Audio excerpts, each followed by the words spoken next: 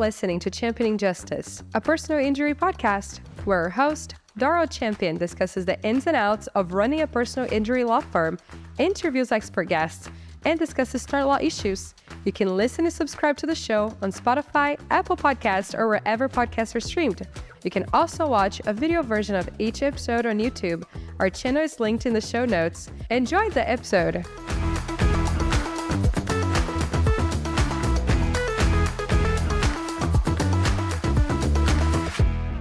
Thank you for joining the Championing Justice podcast. This month, we have a very special guest joining us, the Champion Firm's own Andrienne McKay. Thank you for joining us, Andrienne. Excited to be here. So this topic's going to be pretty interesting. We're going to be talking about utilizing associates in your personal injury law firm, but from the perspective of an associate. So Andrienne is an attorney here. Although we don't utilize the term associate, we just call everybody attorneys. A lot of firms do use that term. So we're going to be talking about, as a law firm owner and supervisor, how to make effective use of the less experienced attorneys. Some would call them younger attorneys. Andrienne gives me a hard time about that when she calls herself a younger attorney. And I try to remind her I'm not that old. Newer attorney. So, a lot of law firms have newer attorneys in their firm, and how can they utilize them? But this is also going to be about how can the newer attorneys be effective in their law firm? How can they build their own brand? How can they market? How can they be of value to the law firm? And so this is going to cover both sides of that. So Andrienne, before we get started in talking about your experience here and the ways and the advice that you think you can give to other attorneys, tell us a little bit about your background. Where'd you grow up? How'd you decide to become a lawyer? Sure. So my family is Jamaican. I come from Florida. We're, of course, filming here in Marietta, Georgia, the greater Atlanta area. Growing up, I didn't have any attorneys in my family. Mm-hmm. It was just watching TV and seeing the cool lawyers on TV. Did you know you wanted to be a lawyer before you went to college? Yeah, since I was 7 years old. Yeah. Oh, wow. I would watch Matlock with my dad, and it was the coolest thing ever to me. So Really, I wanted to be a lawyer because I thought it was cool. Is it cool? It is cool. I guess it depends on who you ask. So you went to University of South Florida. I did, yep. And that's in Tampa? Yes, in Tampa. Go Bulls. Go Bulls. Yeah. When you were in law school, did you waver at all on... So initially, I actually wanted to do criminal defense because of the Matlocks. Me too. See, we have a lot in common.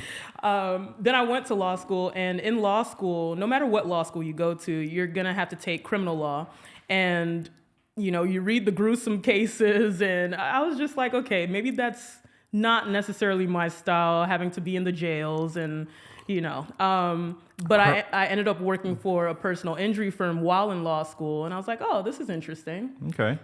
Yeah, so my experience was kind of similar to yours, that I thought I wanted to be a criminal defense attorney.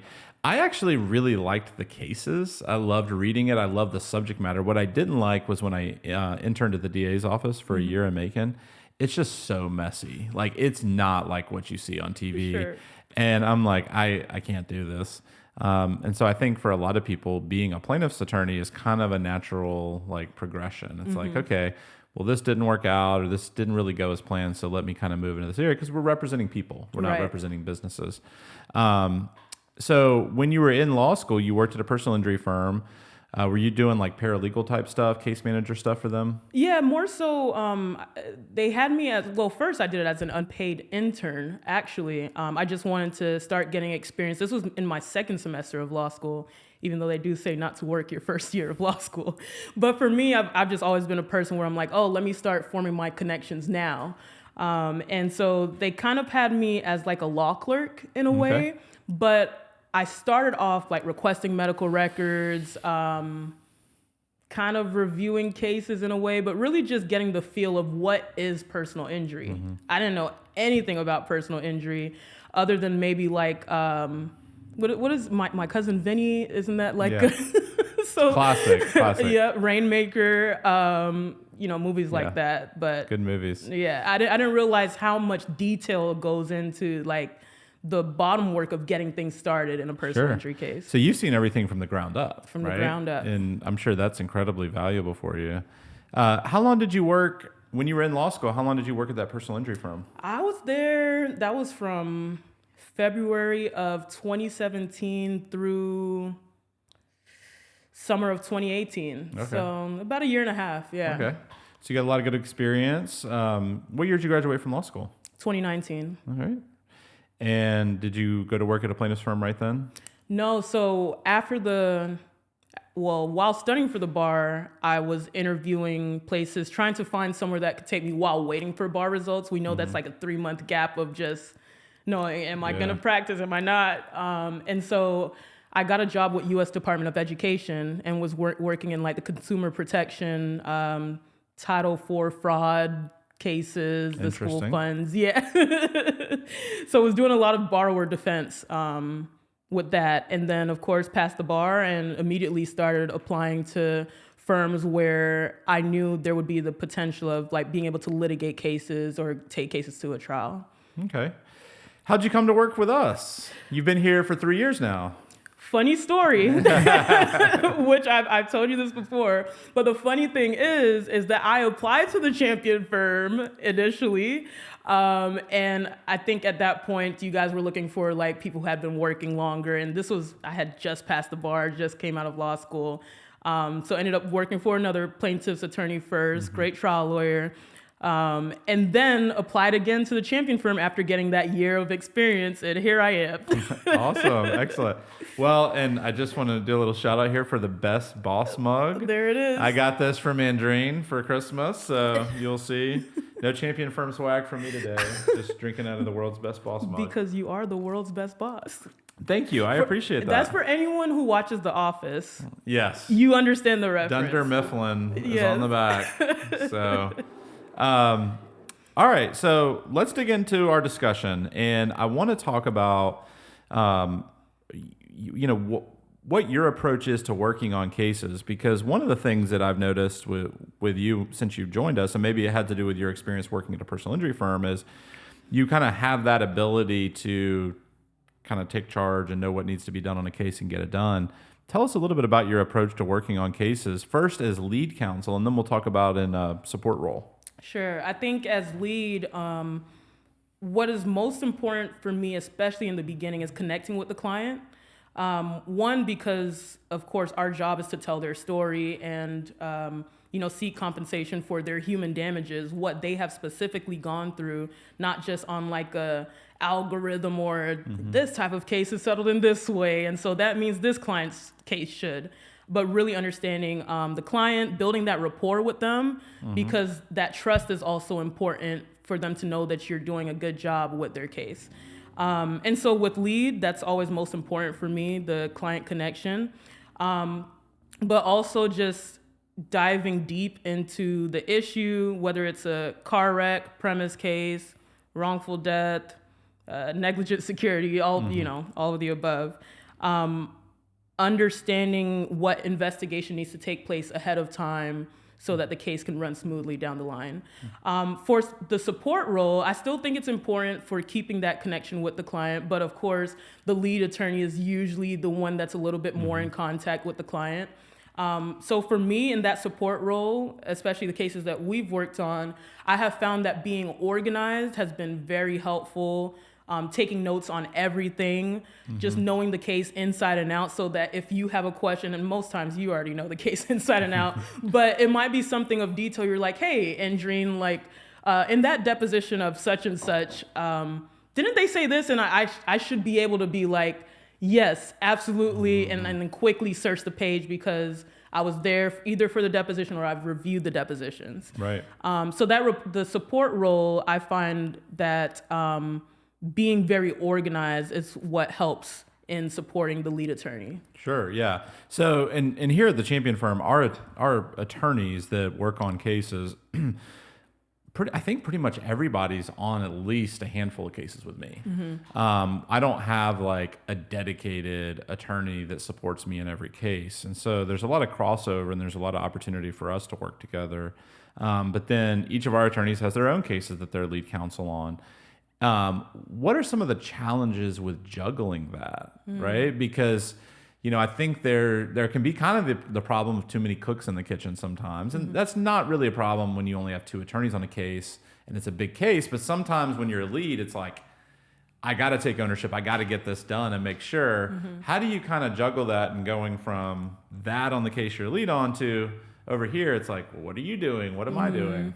Well, one, I do think it's important to just kind of learn the attorney that you're working with, because I know that you're one that just you dive in immediately and you start getting to the deep parts of a case. And so I have learned to ask you, like, hey, do you want me to do the first draft of this? Do you want me to take a deposition? Even though I know that you love your depos, you love to handle them, I'm still going to make sure to ask and say, hey, do you want me to go ahead and attack this? So communication's key, right? Communication is absolutely vital. And then what's helpful is our file reviews too. Whenever we're working on a case together, we'll sit down and say, okay, this is what we want to happen next. And again, me and my note taking, I'm going to be like, okay, which one of us do you want to handle that? Or if it's a paralegal part to the case that we're working on, do you want me to assign this to our paralegal? And then taking those notes, and then at the end of that meeting, each time I say, okay, this is what we discussed. You said such and such is going to handle this. And then I go back in our case management system, jot down every single thing that we talked about.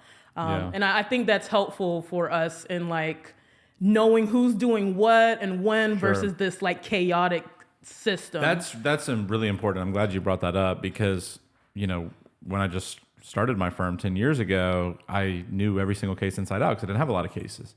As you grow, you absolutely have to have a case management system. I mean, we talked about that in the last episode. I've noticed there's times where, especially when I'm supervising as the owner of the firm, several attorneys, I don't remember every single thing we talked about in every single file review and all 200 plus cases we have in the firm. And so to go back and be like, oh, under this section, we have that. So that documentation is key.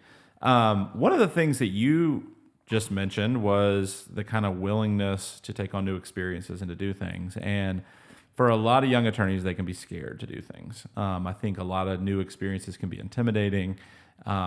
People try and kind of get in their comfort zone.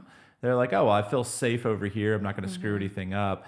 You've always just been like, let me put it out there. Let me go do this. I want to go do this. And sometimes I even have to tell you, I'm like, whoa.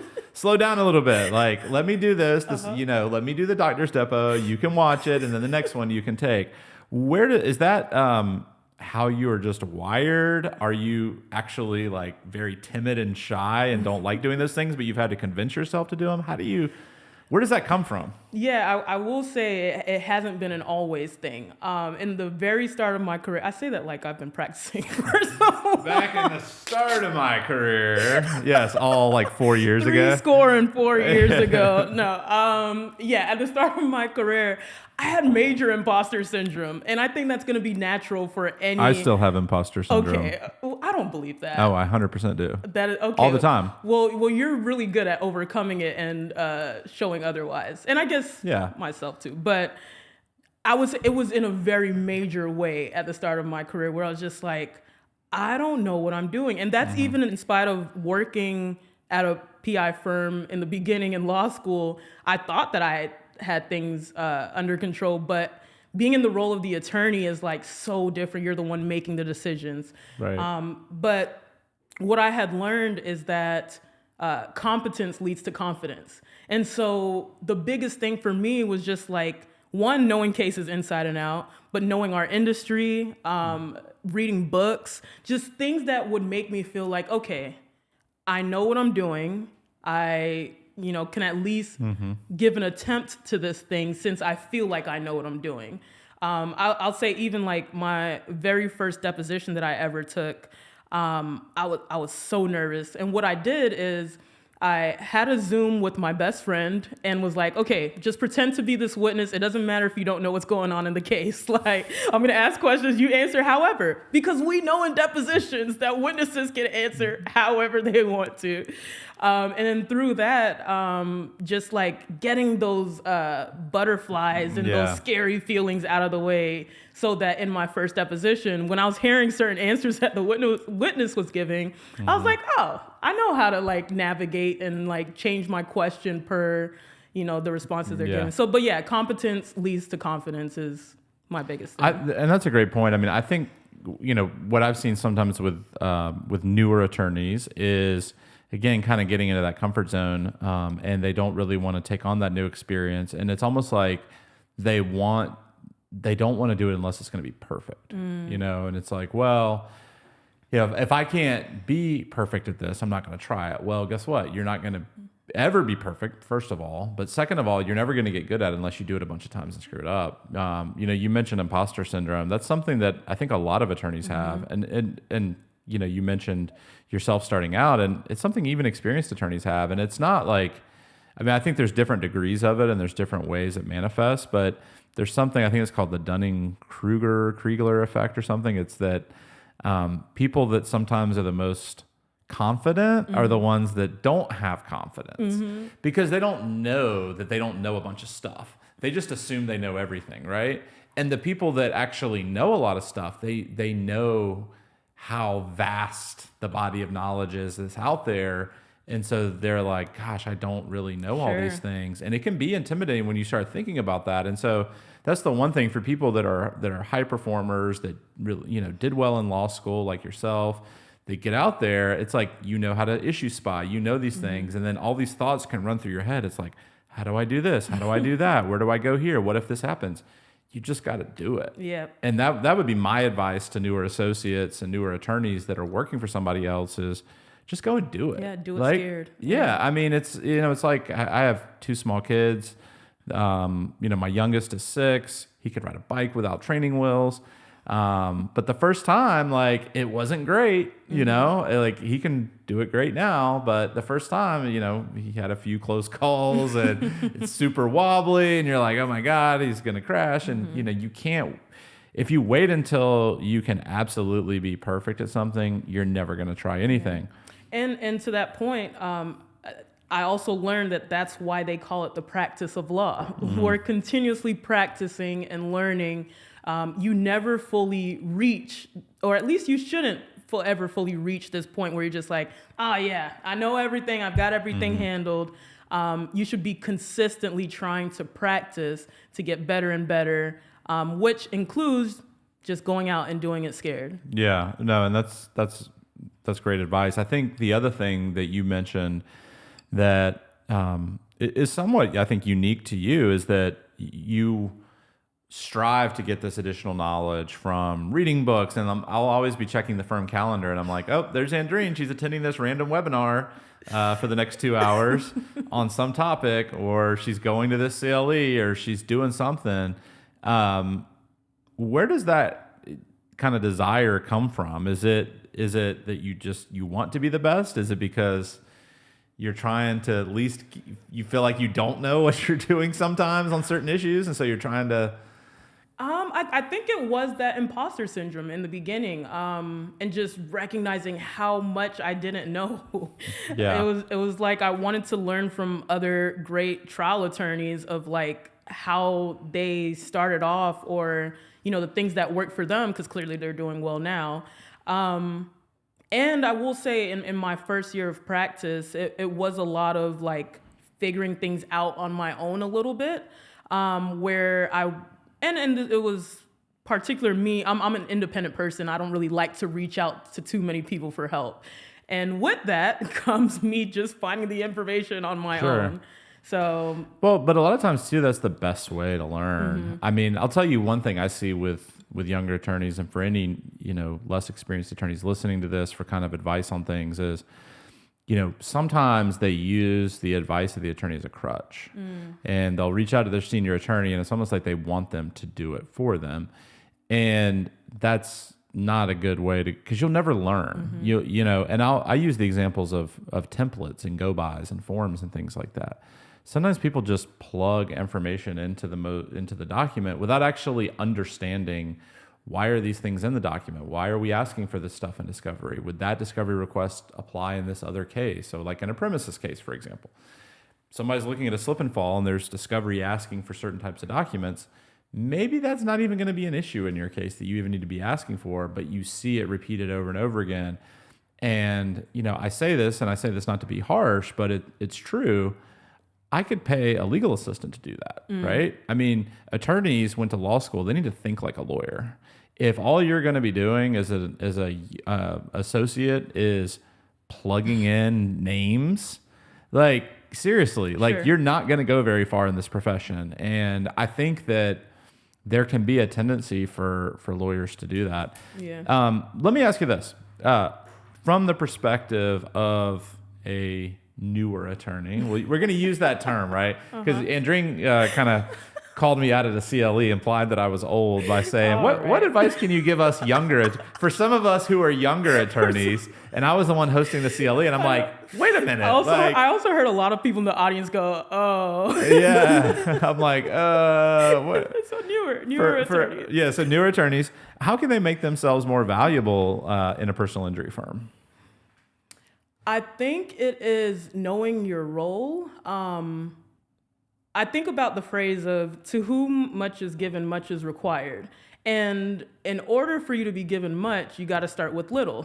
Because if someone doesn't know that they could trust you with little, why would they give you a lot? Right. And so, you know, when I was first starting, of course, I was handling a lot more of like the more difficult, quote unquote, smaller cases. But of course, you know, we build our referrals and our, you know, do well by clients and all that. So it always helps if someone is injured, we're still going to try to do our best to take on their case, right?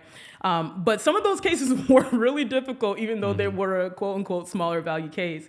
But I put everything I had into those cases. And I think to a point where, you know, and you could speak to this, but I felt like you started trusting that I was going to do my best on each case. Sure. And then the cases started kind of getting a little bit bigger. And so just knowing your role, I think, in like, what can I do with what I have now versus thinking way down the line, which is fine for people to do, but you're thinking way down the line and you're not being present in what's in front of you right now. Sure. Yeah. No, I think that, I mean, every personal injury firm has their own business model. Some are super high volume. Some only work on catastrophic cases.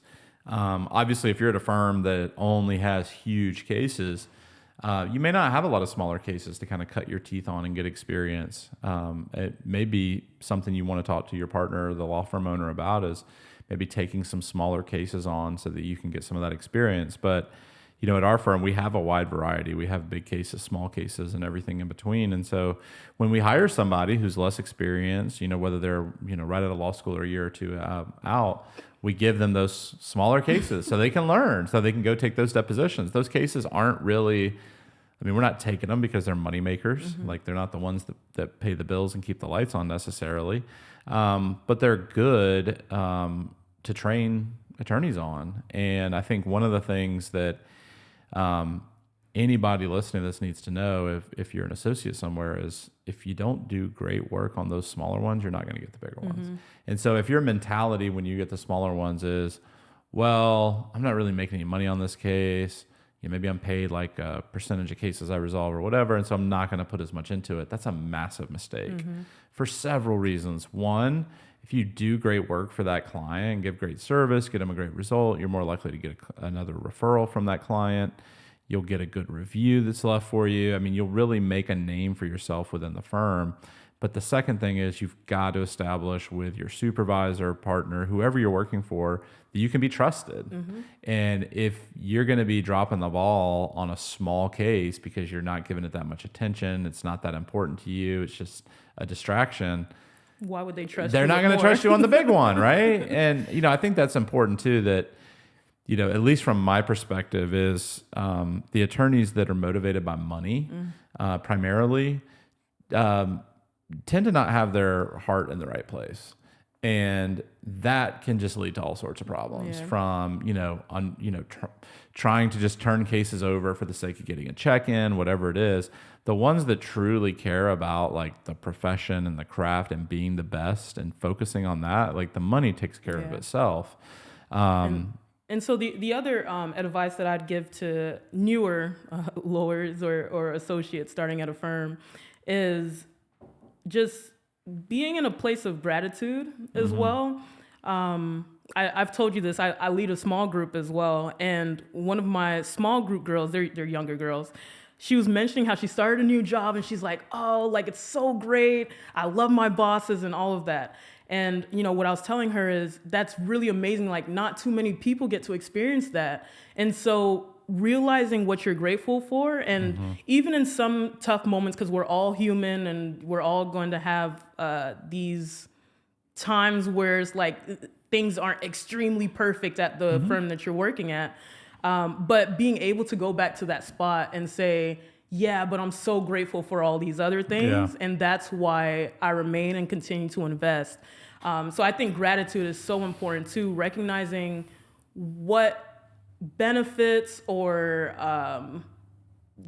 just the good parts of where you are versus, again, looking way down the line and thinking like, oh, well, in this spot, things aren't going so well. I mean, I will tell you, I've seen this, whether it's from the employee perspective or just seeing people on social media, the ones that are constantly pessimistic, complaining about things, like they're like that 20 to 30 years down the road. And they're always going to be that way.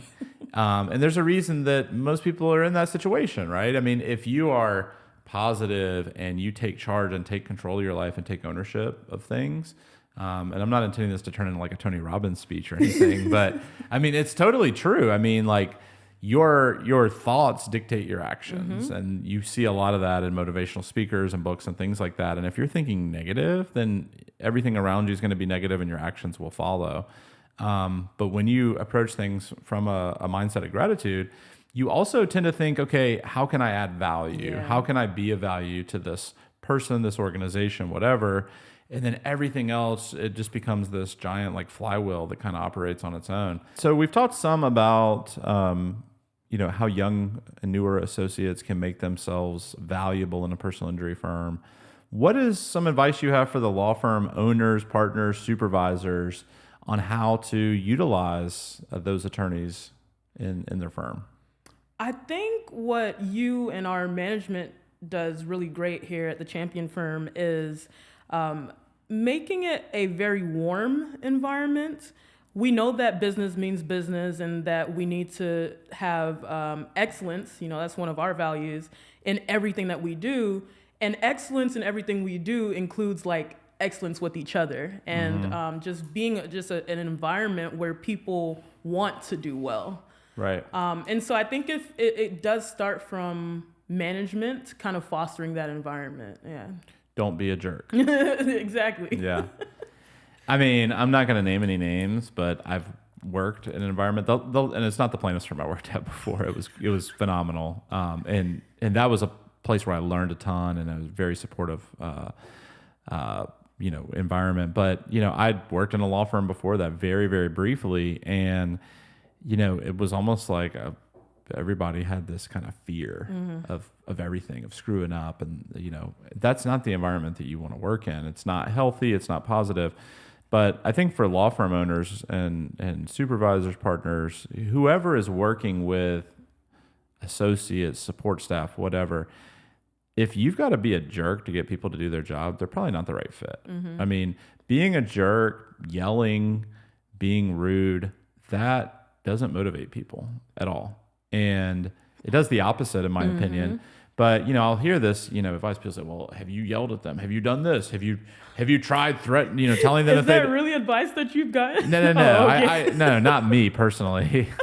No, but like you hear this, sure. People talking about this when, you're at lawyer firm, whatever. It's like, well, have you told them if they don't get their act together, they're going to be fired? It's like, if you got to tell somebody they're going to be fired if they don't do their job, already be fired. They need to be fired. I mean, seriously, if fear motivates you, you're not a good fit at this firm. And I would submit maybe not anywhere at any law firm.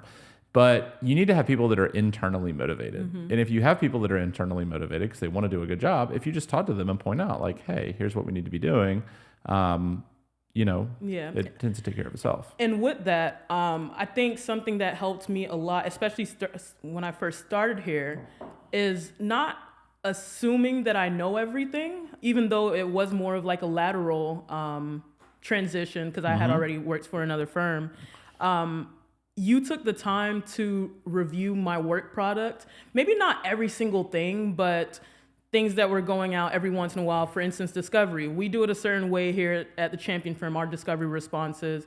And, taking the time to do track changes or even meet with me and say, hey, maybe think about doing it this way because it'll have this effect down the road.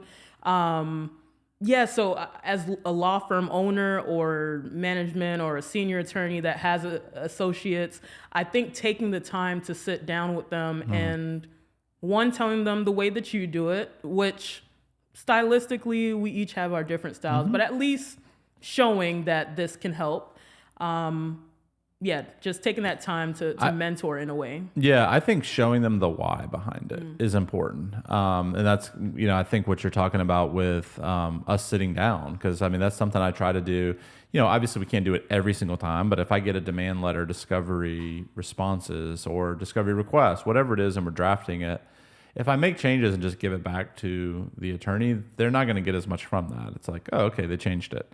And everybody's busy, and if you're a law firm owner, you're going to be rushing through things and thinking, I just got to get to the next thing. But if you actually take the time and explain, okay, this is why I did this, then the next time it'll actually take you less time because then you're not going to have to do that editing. You can trust them more. You can start giving them more stuff. And so for your people to grow, like, you absolutely have to tell them the reasoning behind why you do things.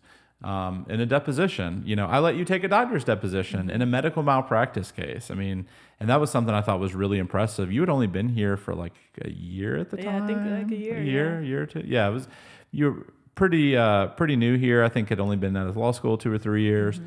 And Andrienne came to me and she's like, I want to do this deposition of a defendant doctor in a med mal case. I was like, okay.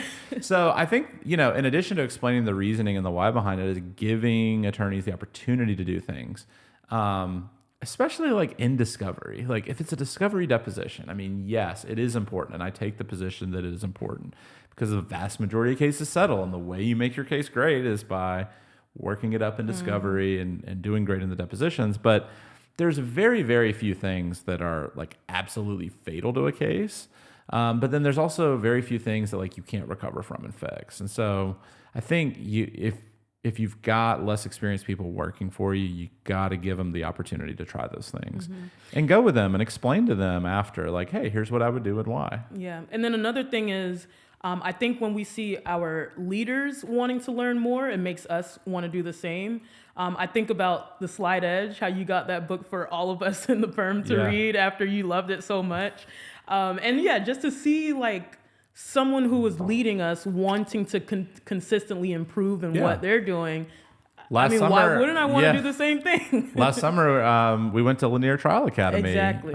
You and Bill went. This year, I'm sending as many other attorneys in my office who are able to go. It was a great experience. Which, thank you for bringing that up. That was also something that was really intriguing to me. Sure, that I like to, find my own resources and read books and webinars and all of that, which usually I'm finding like the free ones. Yes. But my first year, I remember I was probably just 2 months in working here, and you were like, hey, you want to go to GTLA Auto Torts? And I was like, yeah, sure. This is when it's in Florida. And mind you, I was confused. I was like, so do I say yes and then I pay for it myself? Like, how does this work? Are you just saying I have the time off to go do it? But knowing that like the firm was covering everything, I was like, oh, this is really nice. Yeah. And then it continued, like AAJ things. You would send them out to us. Hey, does anyone want to go to this?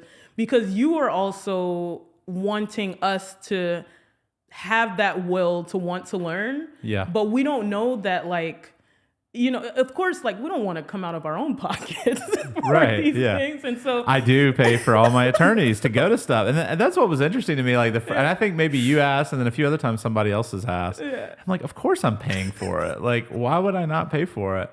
And maybe there's people who don't like they, I that should go without saying. Like if you want to create that kind of culture of education and ongoing learning, you've got to pay for your people to go to these things.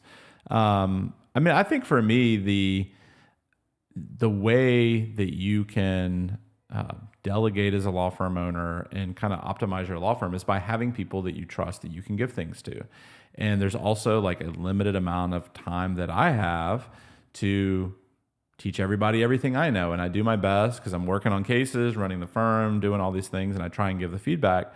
But you can really leverage that and get an exponential benefit by giving others the opportunity to learn. So, hey, here's a great book I read. Would you like to read this book? The Slight Edge is a great personal development book. The other ones that, that I've talked about might have something to do with trial skills or cross-examination or whatever. I'm a big Trial by Human fan. Nick Rowley. Yep, same.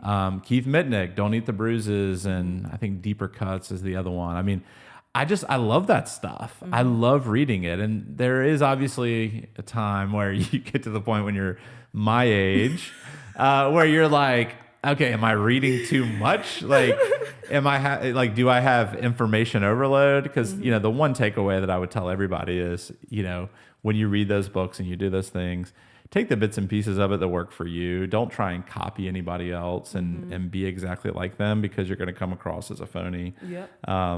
And so, again, the best advice I can give associates just starting out is to just be yourself and be genuine.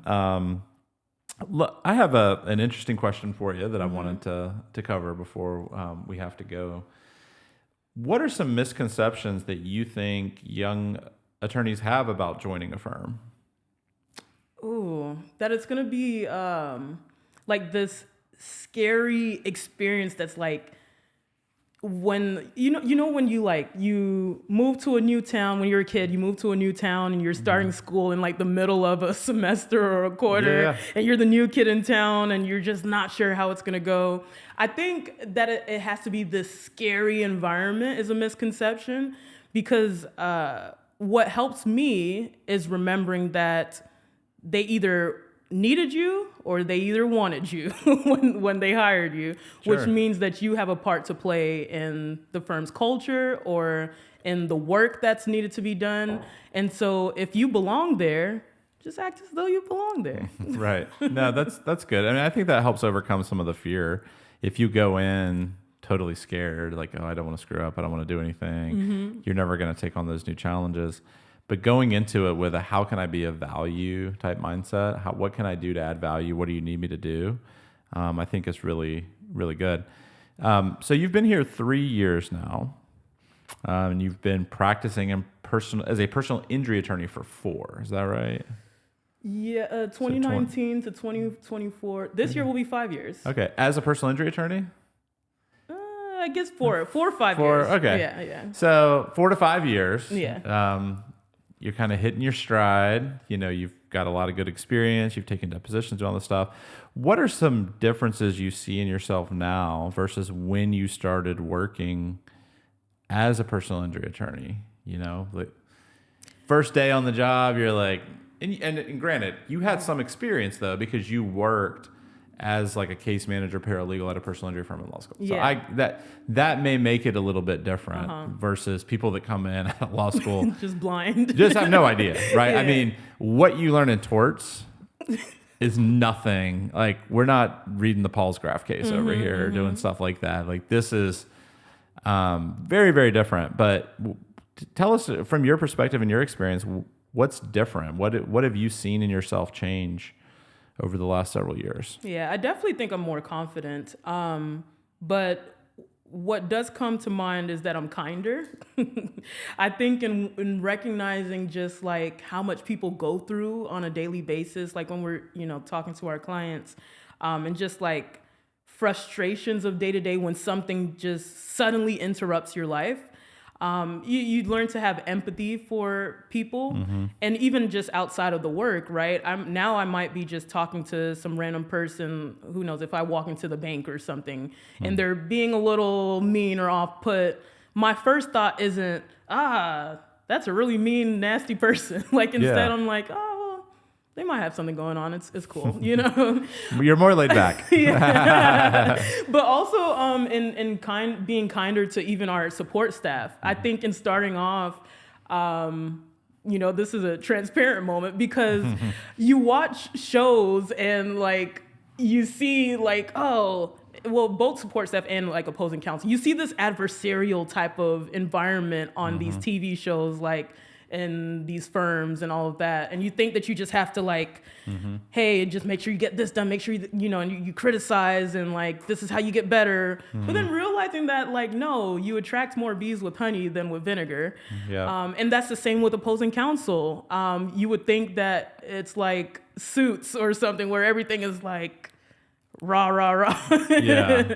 But you realize you actually get more cases resolved when the person on the other side likes who you are as a human being. Yeah. I think the point too about, you know, when we talked a little bit about this earlier is, you know, what's the best way to teach people and train people? And, you know, I think being positive and giving that positive feedback and saying, hey, you know, you're doing these things great, but here's these things that you could work on, or this is how you can make this better next time is really good. Because again, if you surround yourself with people that want to do well, that will really resonate with them. One of the things that I think you do well is you're a very hard worker. And so you do put in the time, but I think you maintain a good balance.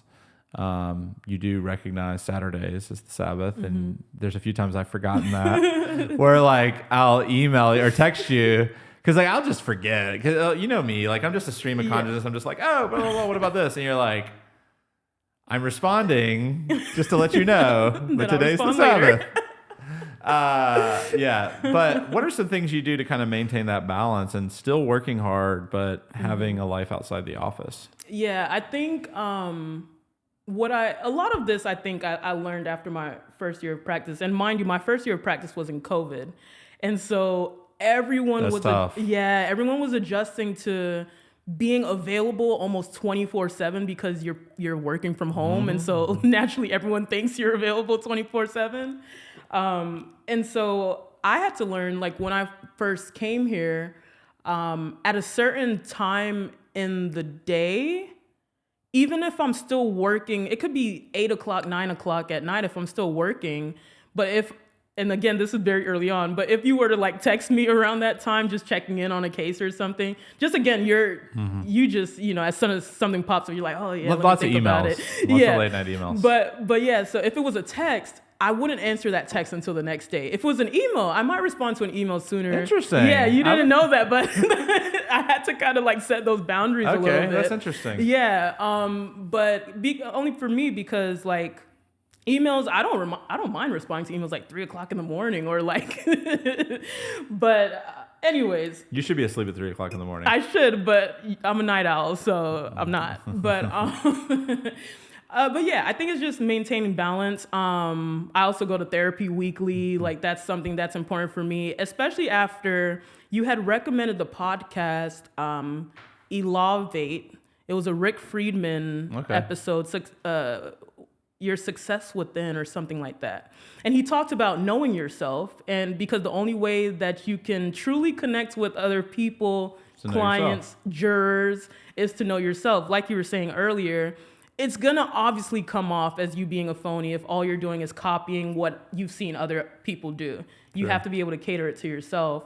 And yeah, so I think that that's a great way of like taking the time to know yourself. Yeah. One of the things that I have tried to do, because I do realize that, you know, sometimes when something pops in my head, I'm like, I just need to get this email out. I'm not expecting somebody to respond to it. If I send somebody an email at 11 o'clock at night, I'm not expecting them to respond to it. But to kind of help ease some of the anxiety of getting those notifications late at night or on the weekends a lot, because I do work on the weekends a fair amount, is to schedule them for Monday at 8 a.m. So there's some people, and I don't know if that's actually worse because they come in and it's just like Monday 8 a.m. It's like blah, blah, blah, blah. But no, I try to do that to kind of set those boundaries. Yeah. But that's a good point. And let me make sure to say you are very respectful with like, I didn't mean to come off as like, oh yeah, you're shooting these random texts out. No, it was just more that like, we know that you're constantly thinking about our clients and our cases and just like how we can do better. And so sometimes those random thoughts just come up. But as well, I was going to say, spacing out emails. I know that's something that you've taught me as well. Like if I'm working on something, not going back and forth. around everywhere. Time blocking, I think, is one term I've heard for it. So there's a good book called Deep Work. I don't know if I recommended that one to you. Yeah. It's a good one where they recommend it's kind of blocking out time where you're doing your deep work, the things that require deep thought. Because if you're constantly being distracted and going back and forth and doing this, you'll never get your stuff done. But the other part is going back and forth and changing gears constantly is mentally draining. It's like by the end of it, you're just fried. Yeah. So those things that are requiring you to bounce from task to task, actually schedule those for later in the day because they don't require like deep thinking, and then do your deep stuff at the beginning of the day. Also, last point to this. I will say it's very different if there is like a huge event going on. If there's a trial or something going on, I do think you should be available probably 24/7 leading up to that trial that's about to happen. Yeah. But we're talking about more like the day-to-day thing. So I have two more topics. I thought I only had one topic to cover with you, but I want to have two. This one's going to be kind of a tricky topic. Okay. I'm going to tread lightly here. Because I think a lot of people always think that the prior generation or the next generation has something wrong with it. Oh, the kids in this generation, they'd have to do this. But I do hear a fair amount from law firm owners, whether it's support staff or associates coming right out of law school, that people just don't want to work anymore. They don't want to do this. Is that anything that do you think that's just probably always been that way and people just notice it now? Do you think that there is kind of like less motivation for certain people? Like maybe they've just kind of coasted through life on easy street and, their parents have provided everything for them or whatever, and they're not hungry? No, I definitely think there's been a shift. I think there's been a shift mainly because of the social media world that we live in now. And so, if somebody has an idea, automatically it's being shared amongst a bunch of people, and that becomes like the main idea. And so, let me speak for me personally. I think that there's this theme of everyone wanting to like own their own company or like work for themselves, and nobody wants to work for anyone else. Anytime someone asks me, when are you going to open your own firm? I'm like, no, I want to work for someone else. I do not want, no offense, I do not want all of the things that comes with running a firm. I don't know. But I do think it's just like a more internet thing, and people are taking that and running with it. I'll give you an example. Like we interviewed for, I think it was a legal assistant position a couple months ago. No, it was our intake position. And like 6 of the interviews we had scheduled, 3 people just didn't show up. No call, no showed. And that is not unusual. Like I've seen that in other positions we've been scheduled interviews for. I've seen this with other law firm owners too. And I talk to them. They're like, people just schedule interviews and they don't show up. Wow. And it's like, maybe social media has just shot everybody's attention span, and they don't have like the mentality of actually sticking with things where, hey, this is going to take a long time. You get people and it's like a year into it, they're like wanting to have ownership interest in the company. And you're like, wait, you just started like a week ago. Like, what are you talking about? Yeah. So I do think there's a difference between that and, again, I'm very cognizant of everybody complains about the next generation. Like the people that are currently complaining about the kids these days the generation ahead of them was complaining about them and saying how screwed up they were and how they were going to, the baby boomers, like 60s were nuts. Like they were crazy. You can watch like any documentary on the 60s. People were doing crazy stuff then. And that generation is the one that's calling talking about millennials. Yeah, you're like, you were crazy in the 60s. But I do think I think there's just a lot of difference. And I think that's important for law firm owners to know is, to some extent, like, you've got to accept it because that, if you're dealing with that's the vast majority of the workforce, you do have to kind of set up your firm, maybe be more flexible with certain things. I think it's about investing, because what helped me is knowing that because the champion firm is investing in me, I want to do the same and invest in them. invest my time, invest my resources in the same way that you guys are investing your time and resources in me. And so I don't know, who knows, maybe it's the people who are like maybe jumping job to job to job or anything like that. Maybe they don't feel like it's a reciprocal relationship where, maybe they feel like they're just a number or just an employee versus like, no, I actually want to push this mission forward. And another thing is the fact that we do have like values and a mission that we're actually trying to accomplish. Yeah.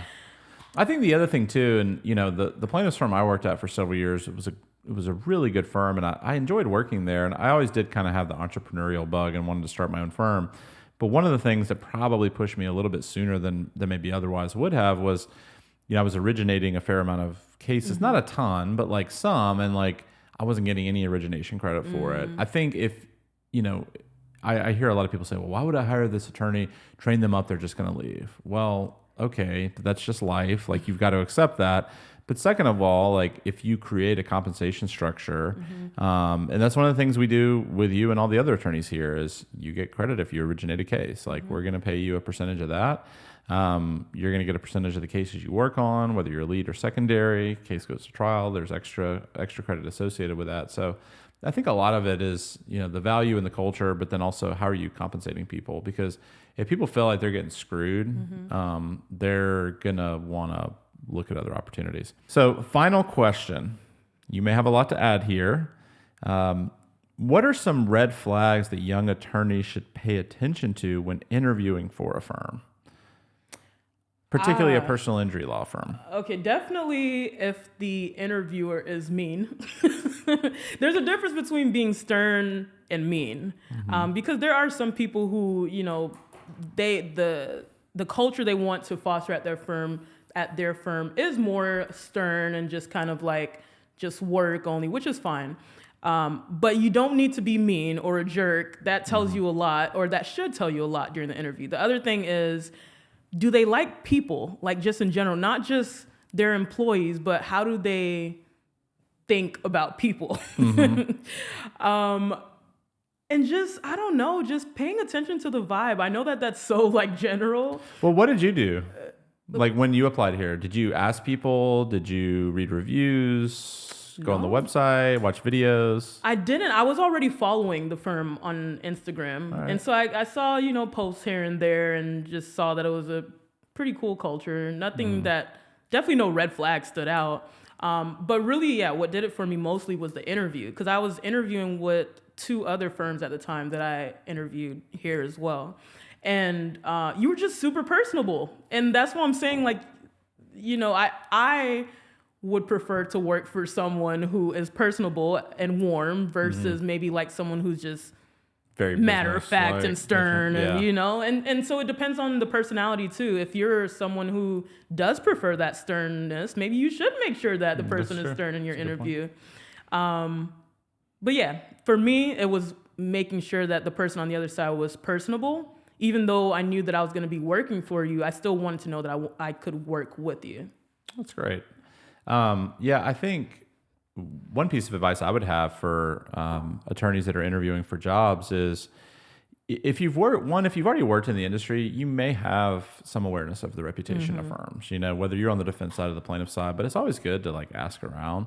The other thing is, on the whole, like, I think the vast majority of personal injury lawyers are honest and ethical and want to do things the right way. But I mean, we've talked about this in the context of the problem of runners and people paying people to get cases.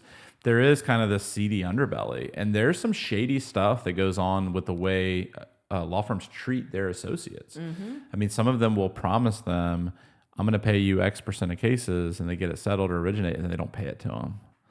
And I hear those stories, and I'm like, I'm just blown away. It seems like such a brazen thing to do. I'm like, how do you do that? And, I think, again, just kind of being aware of the reputation, talking to people, and just having a feel that, something like that's not going to happen. One piece of advice that I would give to any associates at personal injury law firms that are listening to this is to, take ownership of your own education and development and view yourself as a brand. And I think you do a really good job of that. You have a great following on Instagram. You share stuff. You get referrals, and which is rare for an attorney with several years of experience. And you've really, made an effort to do that. But I think if you're working for a law firm, take those opportunities to learn, grow, develop your own name for yourself and your brand. Post on social media about what you do. Like, let people know what you do. You never want to run into somebody that's been your friend on Facebook or followed you on Instagram, and 3 years later they're like, what kind of law do you practice again? Which I will tell you, how much I post about my stuff, right? Like, constantly. It probably still happens though. It still happens. People are like, wait a second, you do that? And I'm like, what? Like, I've known you for ever. I've been a personal injury attorney for 14 years. And I post about it all the time. You follow my firm's page. We post stuff on there about the settlements we get, stuff like that. But it happens. But and to that point, I think that you have to be proud of what you do. Because, and I referenced my cousin Vinny, because naturally, come on, we know that people, their first thought of a personal injury attorney is ambulance chaser. But when you know that you're someone who practices with integrity and ethics, and that you really are only helping the people who are injured and who need someone to step in to hold either insurance companies accountable or corporations accountable, then you take pride in what you're doing. And when you take pride in what you're doing, you want to share your results in order to help other people. That's a good point. I think, I asked the question about red flag from the perspective of the associate. I'll tell you, my red flag is the interviewer. Oh, this will be exciting. And this particularly comes up with defense lawyers, people on the defense side looking to make a switch. You are an automatic no for me if you are switching sides and you say, when I ask you, why do you want to be a plaintiff's attorney? If you say, because I'm tired of writing checks to plaintiff's attorneys, or I've seen the size of the checks I write to plaintiff's attorneys, oh, Lord, you're an automatic no. I've heard that. I've absolutely heard that. I've heard that. That's their response in the interview. Yeah, and it's all about the money. I just want to make the money. I just want to do this. And so I think for me, as the person interviewing other attorneys, I want to know, do they view this as just a job and a paycheck? Because if they do, no offense to some of the other firms that are out there, you're probably going to be a better fit there. You can go there, you can coast, you can work 9 to 5, you can collect a paycheck, whatever.